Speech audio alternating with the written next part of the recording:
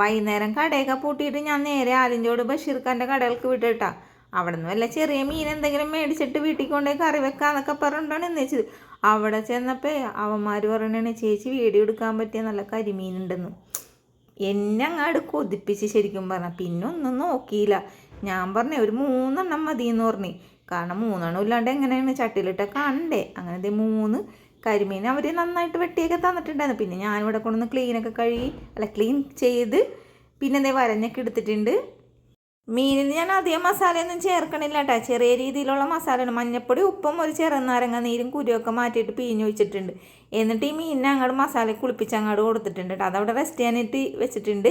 അതിൻ്റെ ഇടയിൽ ഞാൻ 2 സവാള അരിഞ്ഞ്, പിന്നെ ഒരു തക്കാളി കുഞ്ഞായിട്ട് അരിഞ്ഞ്, ഒരു തക്കാളി വട്ടത്തിൽ അരിഞ്ഞെടുത്ത്, പിന്നെ ഇഞ്ചിയും വെളുത്തുള്ളിയും അരിഞ്ഞെടുത്ത്, പച്ചമുളകും കറിവേപ്പില കേട്ടോ. അന്തുക്കാൻ്റെ കടയിൽ പോയിട്ട് 2 10-ൻ്റെ കുഞ്ഞി കഷ്ണുണ്ടിൻ്റെ പാക്കറ്റും മേടിച്ച് അതും വെള്ളത്തിലിട്ട് വെച്ചതിന് ശേഷം ഞാൻ മീൻ പൊരിക്കാനായിട്ട് എടുത്തിട്ടുണ്ട് കേട്ടോ. അധികം നേരം ഒന്ന് റെസ്റ്റ് ചെയ്യാൻ വെക്കാനൊന്നും സമയമൊന്നുമില്ല. കാരണം എന്ന് വെച്ചാൽ ഈ രാത്രിയാണ് ഞാനിത് വീഡിയോ എടുക്കുന്നതും ഈ പണിയൊക്കെ ചെയ്യണേ കേട്ടോ.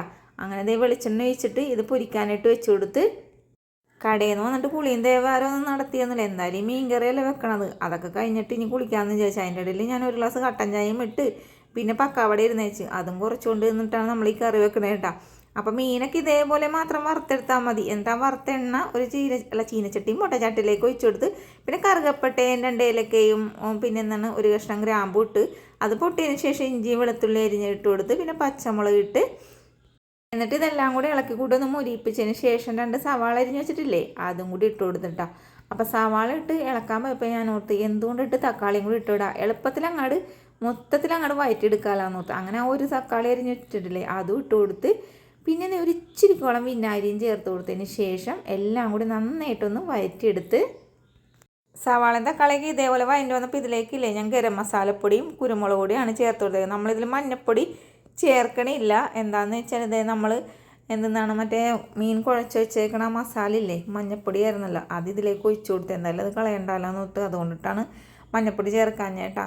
ഇനി ഇതിലേക്ക് ഞാൻ 1 പാൽ മാത്രമേ ചേർക്കുള്ളൂ. 2 പാലോ 3 പാലോ ഒന്നും ചേർക്കണില്ല കേട്ടോ. പിന്നെ കാഷ്നട്ട് മരച്ചിട്ടുണ്ടായിരുന്നു അതും ചേർത്ത് കൊടുത്ത്, ഇനി ആ മിക്സിയുടെ ജാറൊക്കെ കഴുകിയിട്ട് ആ വെള്ളവും കൂടി ഒഴിച്ചു കൊടുത്തേട്ടാ.